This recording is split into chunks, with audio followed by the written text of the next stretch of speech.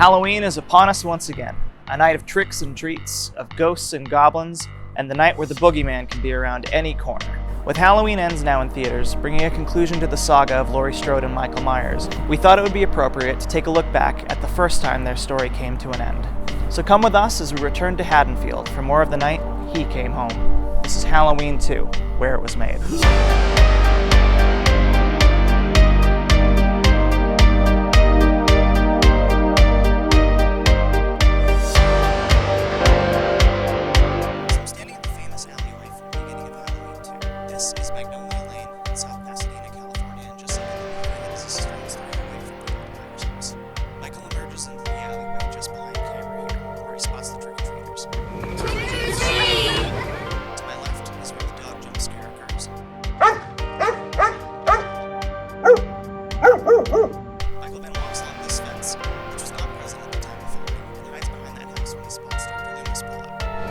I shot him 6 times! I shot him 6 times! I shot him in the heart! Can't have gotten very far. Come on. This man he's not human! He then comes back down the alleyway to creep alongside the Doyle house, steal the knife, and scare the crap out of poor Mrs. Allen. To land the role of Michael Myers, stuntman Dick Warlock put on the Michael mask and stood motionless in the doorway of director Rick Rosenthal's office. After Rosenthal was sufficiently creeped out, Warlock removed the mask and asked for the role. Despite being Michael's trademark weapon, the butcher knife taken from Mrs. Elrod's kitchen would only be used once, on Alice in the next scene. Michael then walks across the neighboring yard and over to the house of Alice. Despite being made to look like it's just next door, this location is in Sierra Madre, California. The murder of Alice was just one of a handful of scenes shot by John Carpenter himself. Carpenter was unsatisfied with director Rick Rosenthal's original cut, so he added some scenes to heighten the violence, as well as fill in some plot holes. The voice of Alice's friend Sally on the telephone is the voice of Nancy Loomis, who played Annie in Halloween. Where did it happen? Down on Orange Grove. That's right down the street. They said the guy got away. Do they know who it was?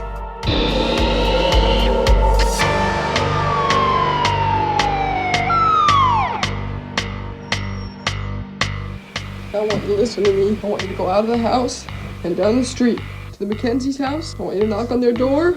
I want you to tell them to call the police and send them over here, all right? Now do as I say. And now we return to one of several locations from the original film, the Doyle and Wallace houses. Although the opening of the film is meant to be the same scene as the ending of the first, there have been several changes made to it. For example, in the original film, Michael falls off the terrace at the back of the house. In this film, it's at the front. Is this some kind of joke?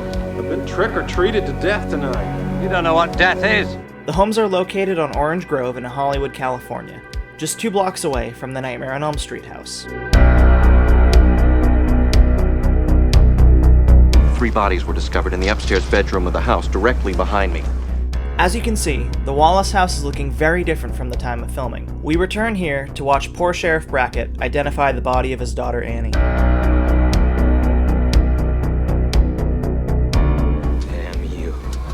What have you done? I haven't done anything. You let him out! I didn't let him out. I gave orders for him to be restrained. Next, we return to another location from the first movie, Haddonfield Elementary School, where Dr. Loomis finds a haunting note left by Michael Myers. The school used as Haddonfield Elementary is the Garfield Elementary School in Alhambra, California. He got in here. Look over here. Sister. What's this? It's gibberish. No, it's a Celtic word. Samhain. It means the Lord of the Dead, the end of summer, the festival of Samhain, October 31st. The famous plot twist, where Laurie is revealed to be Michael's sister, was something that John Carpenter would admit to not being very fond of years later. In fact, he said the idea was concocted at 2 a.m. in front of a typewriter with a 6-pack of Budweiser.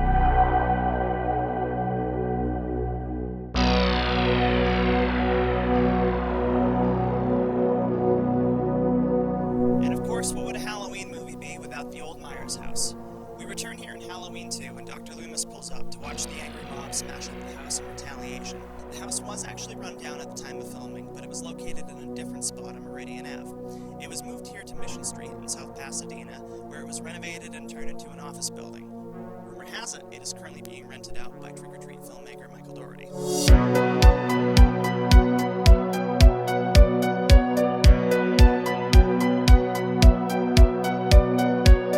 The old Myers house is known today as the Century House, a building named South Pasadena Cultural Landmark number 34. This is Hunt. Send another vehicle. The old Myers house, 45 Lambton Lane. The tribe.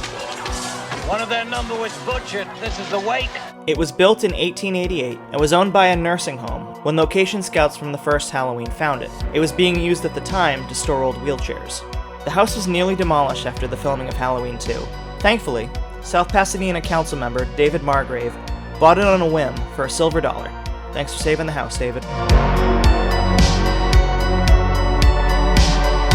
Not featured in the movie itself, directly behind the Michael Myers house, there now sits an art gallery where it's Halloween year-round.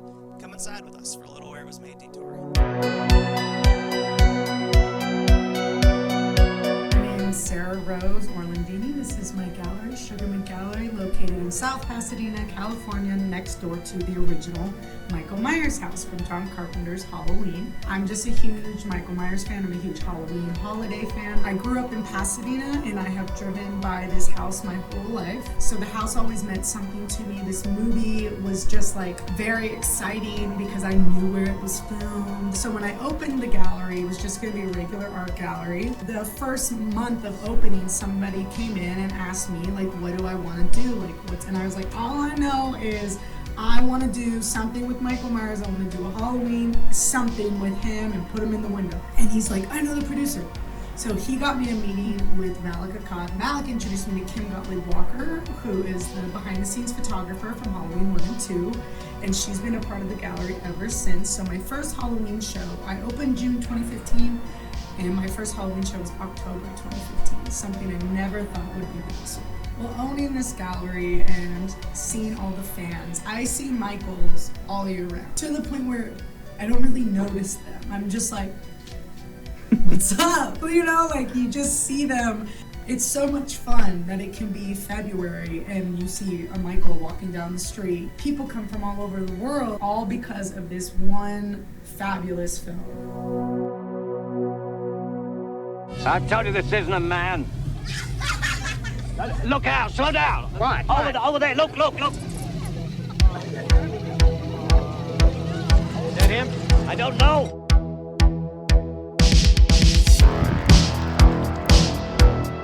Now we come to the location of poor Ben Tramer's death. Also located in South Pasadena, this is just around the corner from the alleyway.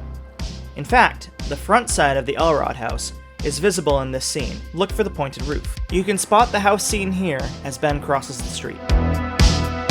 In addition to his role as Michael Myers, Dick Warlock also appears as the policeman who hits Ben Tramer with his patrol car.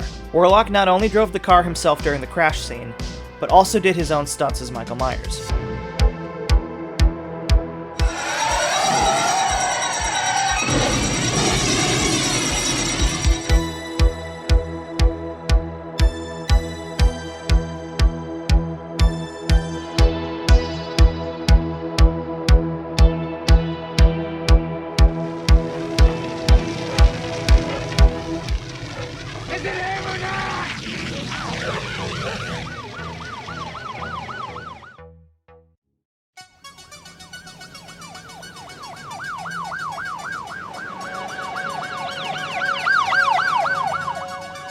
Here we see downtown Sierra Madre, California, which doubled for Haddonfield Town Square.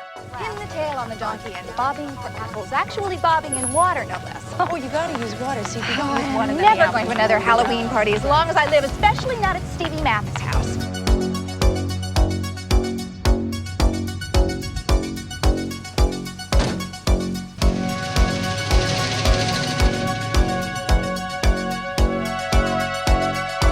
So the man with the boombox runs into Michael Myers approximately here in front of this ice cream shop behind me.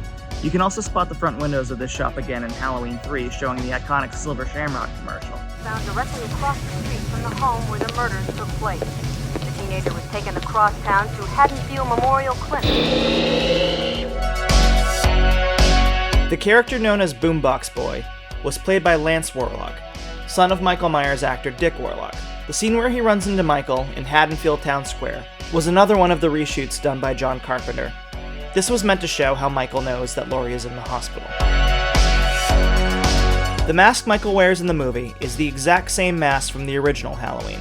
It looks different in the sequel because the paint had faded due to several reasons. First of all being Nick Castle, the original Michael Myers, kept it in his back pocket during filming. Also, Deborah Hill kept the mask under her bed for several years until the filming of Halloween 2, causing it to collect dust and yellow because Hill was a heavy smoker.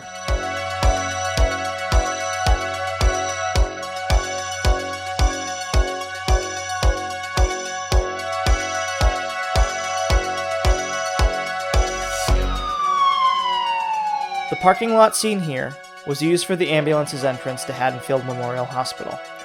In actuality, this is just the parking lot of a Nordstrom, at a mall known as the Shops at Santa Anita. Including this film, Jamie Lee Curtis has played Laurie Strode in films released in 6 different decades, from the 1970s to the 2020s.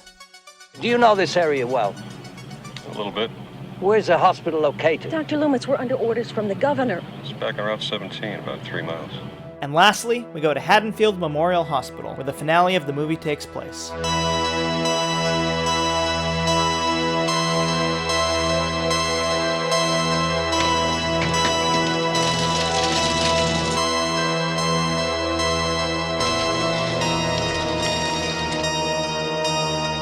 What have you got? Stab wound, left anterior chest, possibly penetrating. Multiple Laura's contusions. throat. Yeah, come on, let's go. Fracture right ankle. So here we are at Haddonfield Memorial Hospital. This, of course, is the spot where the bulk of the action takes place during the movie. This is where Laurie is taken after her fateful night with Michael and where that nightmare continues.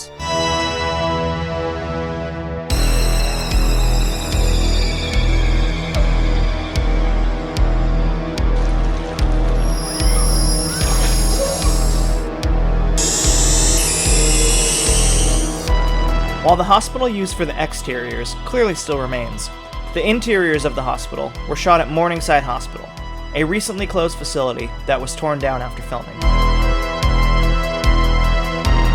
The exact logo for the Haddonfield Memorial Hospital would be reused in Halloween Kills and Halloween Ends.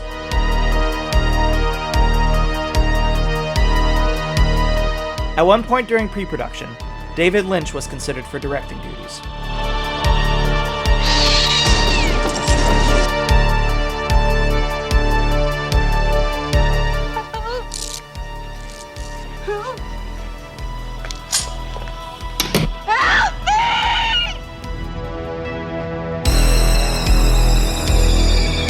The film is set immediately after the events of the first Halloween, but Jamie Lee Curtis had cut her hair to a much shorter hairstyle. Therefore, Curtis had to wear a wig that matched her original hairstyle from the first film.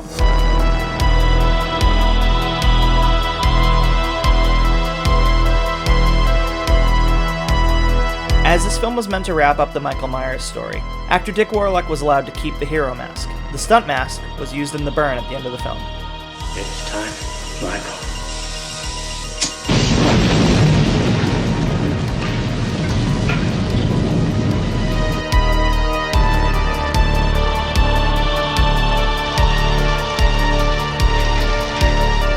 Up until recently, this was the only Halloween film to show the morning of November 1st. Comedian Dana Carvey, pre-SNL fame, plays the news cameraman in the scene. What's the count? 10. So far. And so, on the morning of November 1st, Laurie has safely escaped Michael Myers.